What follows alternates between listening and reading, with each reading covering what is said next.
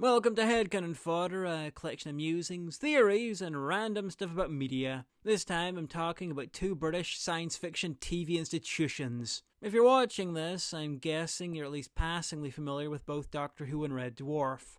If not, Doctor Who's about a friendly alien who travels around having adventures, and Red Dwarf's about some people who kind of hate each other living in a spaceship. Doctor Who's the longest-running sci-fi show of all time, and Red Dwarf's on the verge of becoming the longest-running sitcom of all time. They're both a whole thing.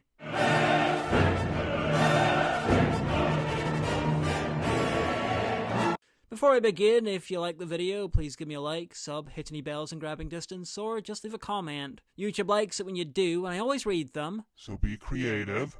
And if you enjoy what I do and you have some extra coppers and want to help me make videos as important as this, please consider heading over to Patreon and checking out the rewards. Or the Ko-fi to shower me in minion blood. Or the Redbubble where you can buy goods such as a t-shirt that explains how I made you gay. It's a great coming out present. You can even direct any questions to your shirt. Anyway, I noticed a fun little connection between Doctor Who and Red Dwarf, and I've never seen anyone else talk about it. I doubt it was deliberate, but it's worth thinking about.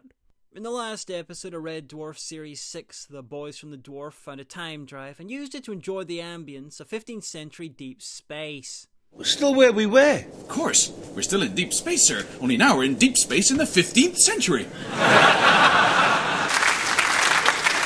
Isn't it wonderful? Shortly afterwards, they met their older selves, who also found a machine that let them travel anywhere in space, and so built themselves, essentially, a TARDIS, which they then used to travel in space and time, making friends with the worst people in history, and getting fat off their ill-gotten gains.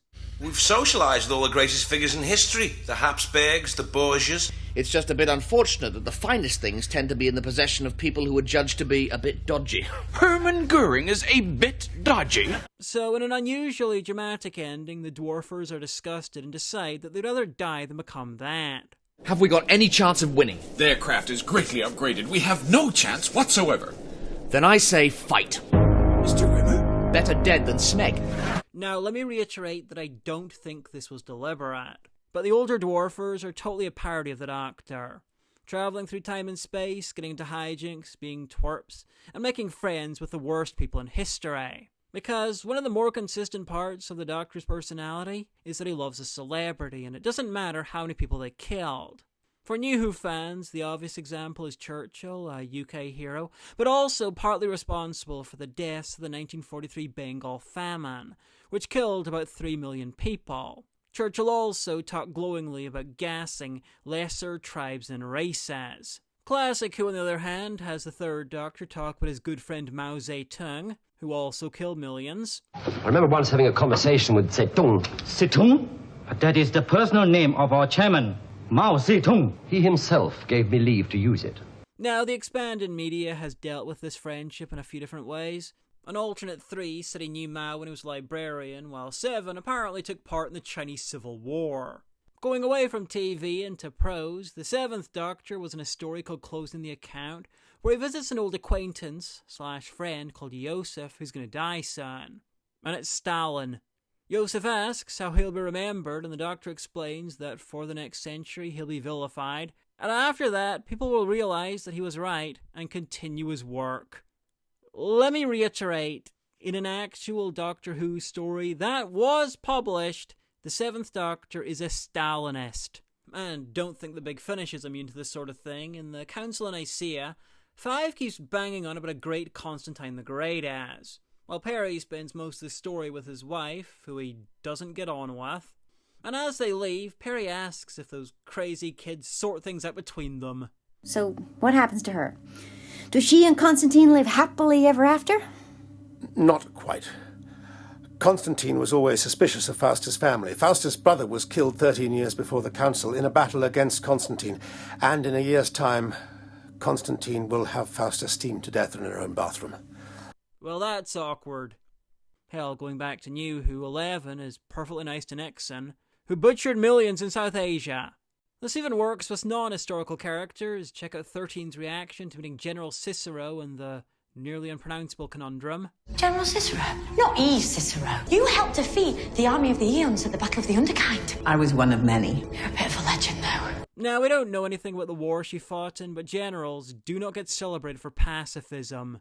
9 times out of 10, all throughout history, a famous general has killed at least thousands of people. I am firmly convinced that if the Doctor had first met Davros before he'd created the Daleks, or during one of the periods when he was separated from them, then he'd be delighted. The Doctor loves a celebrity, and the body counts frankly don't matter. In fact, this is just going off the top of my head, so I might be forgetting something, but the only legit celebrities I can remember him full-on hating are Hitler, Dreadful man. and Edgar Allan Poe for some reason. Though to be fair, Nevermore is a really annoying story, so that might be colouring his opinion a bit. Now I suppose there's also Time Lash, where Six hates H.G. Wells. You know, it's actually bigger inside than it is on the outside. I know. But that was before he works out who he was. Herbert dropped this. Never. And we know they get on later on because Six travels with Wells in Big Finish. Doctor, what have you got me into? Now, Herbert, the answer to that question is always an adventure. I'd have thought you'd approve of that. Anyway, why is the Doctor like this? Why is he so politically problematic? Pretty simple, really. It's a long-running show written by a lot of different writers with very different political beliefs in very different eras, and when those writers want to name-drop a famous person, often they don't know exactly how fucked up they've been, like with Mao. Or maybe they don't really care because, frankly, the image is more important than the reality, as with Churchill. Add to that fact that the writers will usually make the Doctor happy to meet a historical figure partly as a way to get the viewers more invested in the story. New Who especially has this issue. Stories are shorter, there's less time to establish stuff, so that means putting the celebrity in there is a shorthand for the audience. Classic Who could spend a whole episode establishing Renaissance Italy, or the height of the Aztec Empire, in order to tell its story. New Who doesn't have that luxury, so they bring in stuff the audience is familiar with. It's a weakness of the modern show. Put all these unintended facts together, and we have a recipe for this quite unpleasant part of the Doctor's personality. Like I said earlier, none of this was planned, but it's still there. This is the sort of thing that happens when a character goes on long enough. Society develops around them, new information comes to light that changes the context of stuff previously done. Or in Churchill's case, Moffat spent a couple of years being weirdly nationalistic in a way that the rest of Who tends not to be. This is the United Kingdom of Britain, and Northern Ireland, all of it, bolted together and floating in the sky. But the Doctor's not as reprehensible as the older dwarfers, because the Doctor's a fourth-dimensional being. He has a very different context than a human. He already knows the fate of most famous people he meets. He knows the bad stuff they've done, and will do, but also the good. When you know someone's whole life, and you know how it integrates into the web of time, it must be harder to see a person making choices, but instead look more like a preordained and deterministic. And not only that, you know the good that comes from their bad. This is the crux of Four's speech about destroying the Daleks. Just touch these two strands together, and the Daleks are finished. Have I that right? To destroy the Daleks, you can't doubt it. But I do. Does he have the right to destroy the Daleks and undo the accidental good that came from their creation? The alliances made, the societies drawn together? Six is a similar discussion in Big Finish, in Medicinal Purposes, talking about Burke and Hare, the Irish serial killers, and their impact in the long term. Well, let me explain. The universe does not break down into good guys and bad guys. For example, would you be honoured to congratulate the medical genius of Dr. Christian Barnard, who performed the first open heart surgery? Can't be comparing the two cases, surely.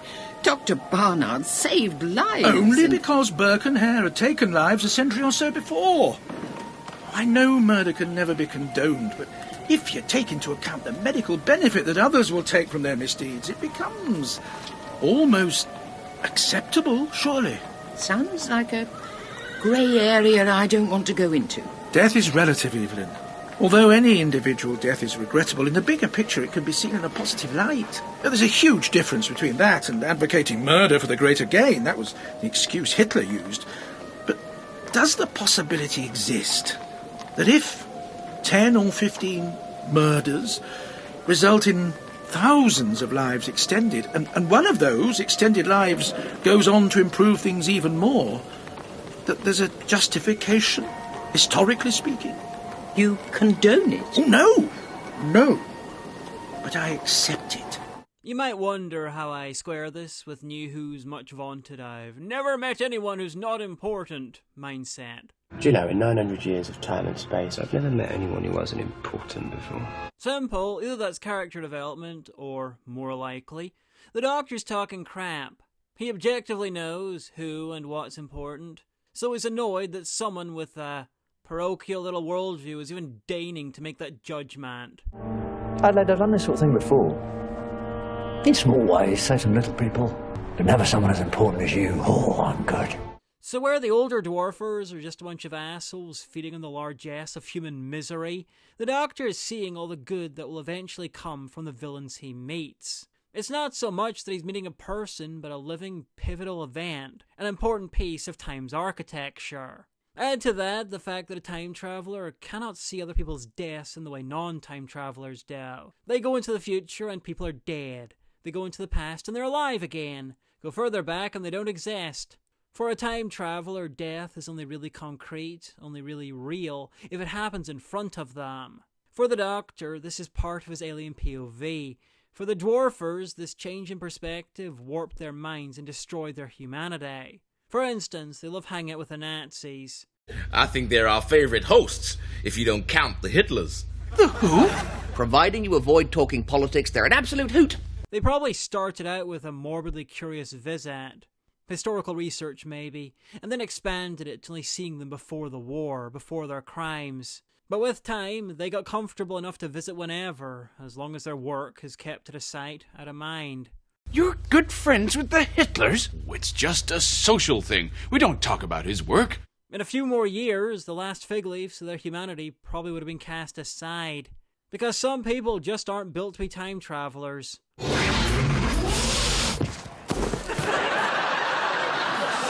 Dallas. Wasn't that place where that American king got assassinated? Well, if my histo chip serves me correctly, the gunman's location was in the Texas Book Depository. Anyway, that was kind of stream of consciousness, but Red Dwarf, the episode Out of Time, is a fantastic parody of this kind of messed up element to Doctor Who. But like I said, it wasn't deliberate. And if you have any thoughts about what I brought up, feel free to leave a comment about it.